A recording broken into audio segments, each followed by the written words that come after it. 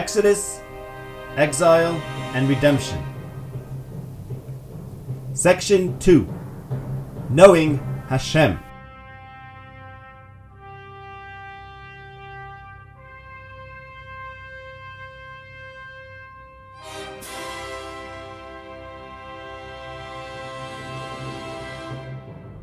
Chapter 8. Good Character. We have charted the final two stages of the prophetic path designed to lead its adherents to knowledge. The goal, i.e. knowing Hashem, and the faith that must precede it.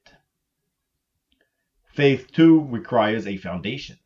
Something must precede faith that would motivate a person to commit to a notion of which he isn't yet certain.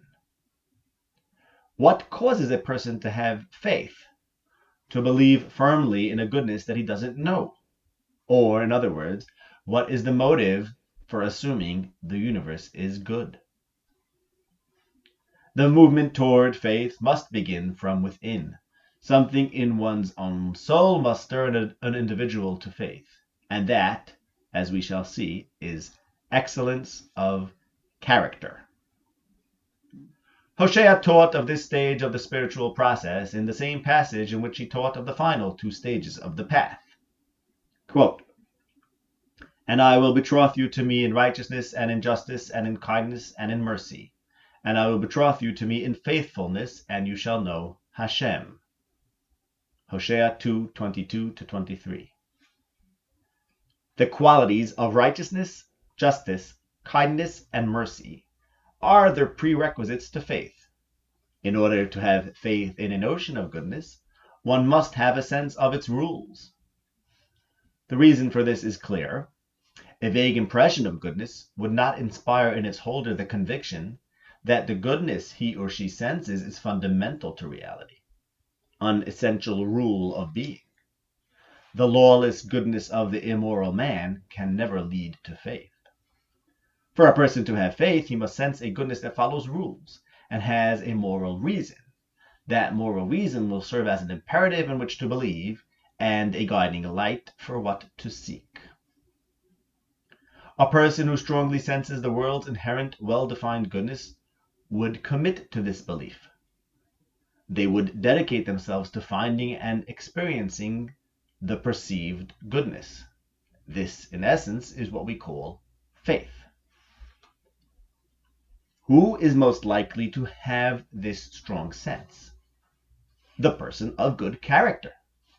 One who possesses a strong moral character will naturally be confident that the same goodness that resides within his own soul is both pervasive and manifest throughout all of existence. This is the secret of faith. The spiritual development that must precede faith is the attainment of good character, of habituating oneself in righteousness and justice and kindness and mercy. This is alluded to in the passage describing Abraham's path to knowledge of Hashem.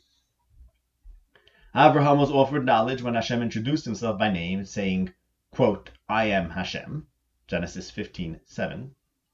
The verse preceding this statement describes Abraham's faith, quote, "and he believed in Hashem," end quote, corresponding to the stage of faith that must precede knowledge. That same verse also alludes to the prerequisite righteousness, quote, "and he believed in Hashem, and he accounted it to him as righteousness," end quote.